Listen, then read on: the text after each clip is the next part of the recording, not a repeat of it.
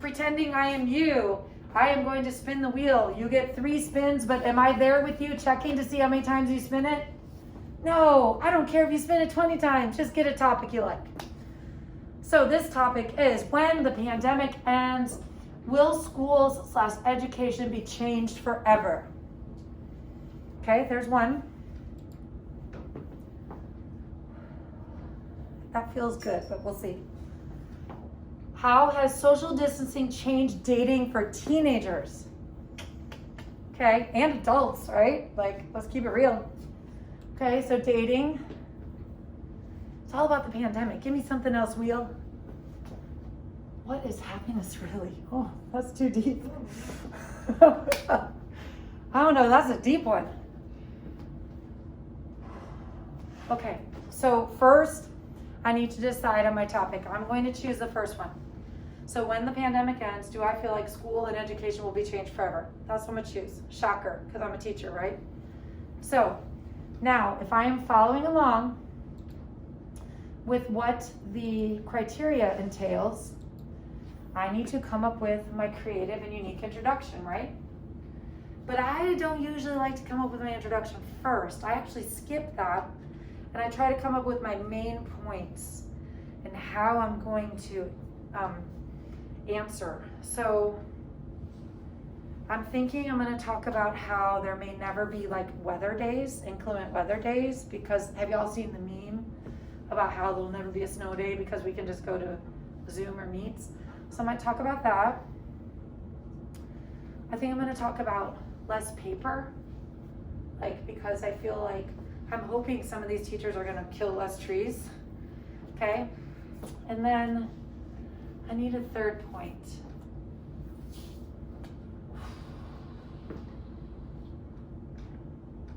Okay, I got my third point, but I don't want to spoil it.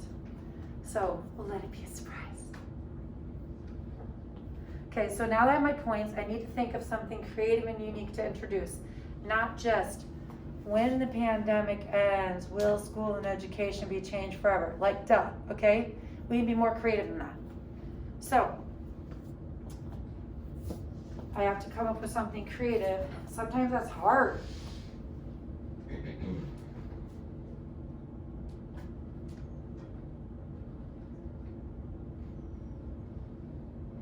Okay, I think I got something creative. Not 100% sure. This is going to be the sketchiest one of the day, I think. We'll see though. Okay.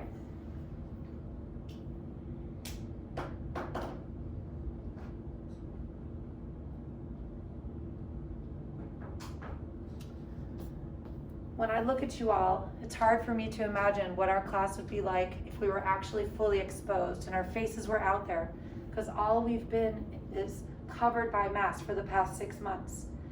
And this pandemic that we are in, and we don't have an end in sight, has changed the face of schools and education as we know it. And when the mask finally comes off and this pandemic finally ends, I do feel like there are going to be some things that never go back to the way they once were. One of the things I've been thinking about is paper use. Oh, y'all know those handouts, right? Like, some of those classes give you like 12-page packets that you have to turn in, right? And so much use of paper. And during this time, we've really, as educators and as a society, because of all of the germ spread, been encouraged to cut back on our use of paper. I'm hoping, and I feel as if that's something that is never going to return to the capacity it was. Less paper, less packets, more creative, innovative ways to do lessons, you know? Hopefully not all Google Forms, for the love of God, right? Because there's too many dang Google Forms sometimes. But I just feel as if we don't need to have that paper physically in our hand in order to learn. And some of our old school teachers, they've had a hard time breaking that feel and that trend. I also feel like something that is going to be different is the way we handle like weather or inclement weather days. There's a lot of jokes and memes out there about how we'll never have a snow day again. But in theory, it could be true. If each district has a plan in place, like if we have a day where we can't go to school, we do X, Y, and Z, and everyone knows, who's to say that we couldn't just jump onto Zoom for class for a day? You know, it's not going to be perfect. It's not going to be exactly the same. But I ask you this. Would you prefer to really quickly, in your jammies, cold, watching the snow from your home, get onto Zoom real quick for a class that still counts as attendance? Or would you rather go to class into the middle of May? Because that's what happens to all those people in the northern states that have snow, not May, June. Thank you. That's what happens to all those kiddos in the northern states. I was born and raised in Illinois. We have a lot of snow there. We had snow days. We like physically could not get to school.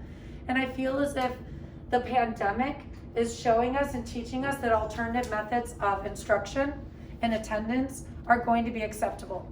And so I think that's something that we should really embrace and not run away from. And my last point, which I think is the one that's closest to my heart, is I feel as if relationships with our students are hopefully forever going to be changed. I've had to be creative in the ways that I've connected, that I've reached out. I've made efforts to speak one-on-one with students, not face-to-face because we're not always here, but I've made efforts to speak to them via private comments, having them come on or stay behind for tutoring. And I've just dove into other alternative ways that we could just connect. And that's not a bad thing because connection's important. What was the thing that we missed the most during this pandemic, right? Getting out, connecting with their people. So many people shut down and they were like, oh, because I can't physically be with my people, I can't be there. Well, we gotta be more creative. And as a teacher, to me, the most important thing is that connection and that relationship and showing our students how to be capable adults. And we can do that in lots of new and unique ways that the pandemic has showed us. And that's something that I'm never going to like step back from. I'm just gonna keep trying to build and take that to next level.